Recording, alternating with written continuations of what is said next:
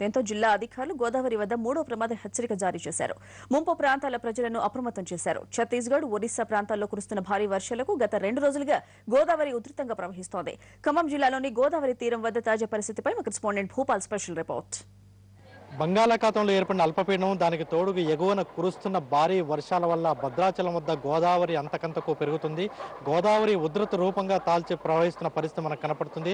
ఈ నేపథ్యంలో పైన ఛత్తీస్గఢ్, అదేవిధంగా వరంగల్, కరీంనగర్ జిల్లాలో కురిసిన భారీ వర్షాల వల్ల ఆ వరద అంతా కూడా ఖమ్మం జిల్లాలో ఉన్న గోదావరి పరివాహక ప్రాంతంపై చూపిస్తున్న పరిస్థితి. అటు వాజేడు, వెంకటాపురం, చర్ల, భద్రాచలం, కోనవరం, విఆర్పురం, చింతూరు ఈ మండలాలపైన గోదావరి పరివాహక ప్రాంతంలో దాదాపు 200 కిలోమీటర్ల పరిధిలో ఉన్న ఈ గోదావరి పరివాహక ప్రాంతంలో వరద పోటెత్తుతూ మనకు కనపడుతుంది. భద్రాచలం వద్ద ప్రస్తుతం 53 అడుగులకు గోదావరి నీటి మట్టం చేరడంతో మొదటి ప్రమాద హెచ్చరిక నిన్న సాయంత్రం హెచ్చరిక జారీ చేయగా అర్ధరాత్రి రెండవ ప్రమాద హెచ్చరిక జారీ చేయగా 53 అడుగులు చేరుకోవడంతో కొద్దిసేపటి క్రితమే మూడవ ప్రమాద హెచ్చరిక కూడా జారీ చేశారు.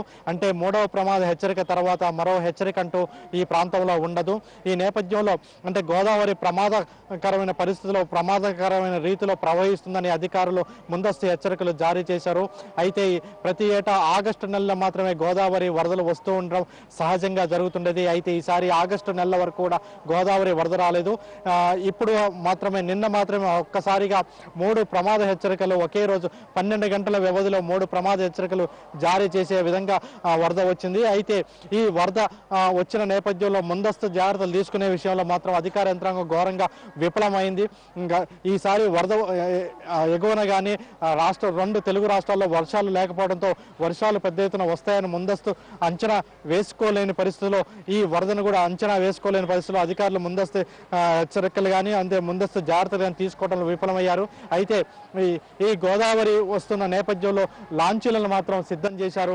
ఈ లాంచీలను సిద్ధం చేసి భద్రాచలం వద్ద లాంచీలని, అదేవిధంగా విఆర్పురం, చింతూరు వద్ద లాంచీల్ని సిద్ధం చేసిన పరిస్థితి మనకు కనబడుతుంది. అదేవిధంగా నిన్న అంటే ఈ గోదావరి ఈ విధంగా వస్తుందని ఊహించని నేపథ్యంలో కొంతమంది రైతులు గోదావరిలో అటు ఈదుకుంటూ పోయిన చోట అంటే వెంకటాపురం 15 మంది గోదావరిలో ఇరుక్కుపోవడంతో వారిని